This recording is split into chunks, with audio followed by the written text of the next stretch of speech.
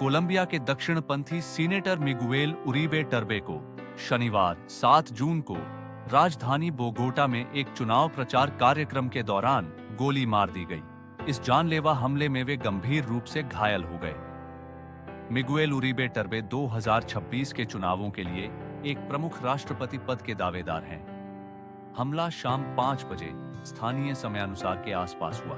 उन पर उस वक्त गोली चलाई गई जब देश के विपक्षी दल सेंट्रो डेमोक्रेटिको पार्टी के उम्मीदवार उरीबे टर्बे राजधानी के मोडेलिया में एक मंच से समर्थकों को संबोधित कर रहे थे। उन पर कई गोलियां चलाई गईं। गोलियां सीनेटर की पीठ और कथित तौर पर सिर में भी लगी। हमले के बाद वे तुरंत बेहोश हो गए। उन्हें गंभीर हालत में पास के क्लिनिक में ले जाया गया। हादसे के बाद मिगुएल की पत्नी ने उनके एक्स अकाउंट पर पोस्ट के जरिए समर्थकों से दुआ करने को कहा। उन्होंने लिखा, मैं मारिया क्लाउडिया तराजोना मिगुएल की पत्नी हूं। मिगुएल जिंदगी के लिए संघर्ष कर रहे हैं। आइए हम ईश्वर से प्रार्थना करें कि वह उसका इलाज कर रहे डॉक्टरों के हाथों का मार्गदर्शन करें। मैं सभी से मिगुएल की जिंदगी के लिए प्रार्थना करने की अपील करती हूँ। मुझे ईश्वर पर पूरा विश्वास है। बोगोटा के मेयर कार्लोस फर्नांडो गैलन ने पुष्टि की कि संदिग्ध बंदूकधारी को घटनास्थल पर ही पकड़ लिया गया। उन्होंने कहा कि हमलावर को हिरासत में लेने के लिए सुरक्षा बलों ने तुरंत कार्रवाई की। देश के रक्षा मंत्री पेड्रो सांचेज ने बाद में घोषणा की कि हमले की साजिशकर्ता और हमलावर की मदद करने वालों की पहचान करने वाली जानकारी के लिए 3 बिलियन कोलंबियाई पेसो का इनाम दिया जाएगा। घटना ने पूरे देश को झकझोर कर रख दिया है। इसकी तुलना कोलंबिया के हिंसक राजनीतिक अतीत से की जा रही है। देश ने 20वीं सदी के अंत में लुइस कार्लोस गैलन और कार्लोस पिजारो सहित कई हाई प्रोफाइल राजनीतिक हस्तियों की हत्याओं को झेला है। कई राजनीतिक नेताओं ने उस युग की वापसी पर गहरी चिंता व्यक्त की है। राष्ट्रपति गुस्तावो पेट्रो ने हमले की कड़ी निंदा करते हुए इसे लोकतंत्र पर हमला बताया।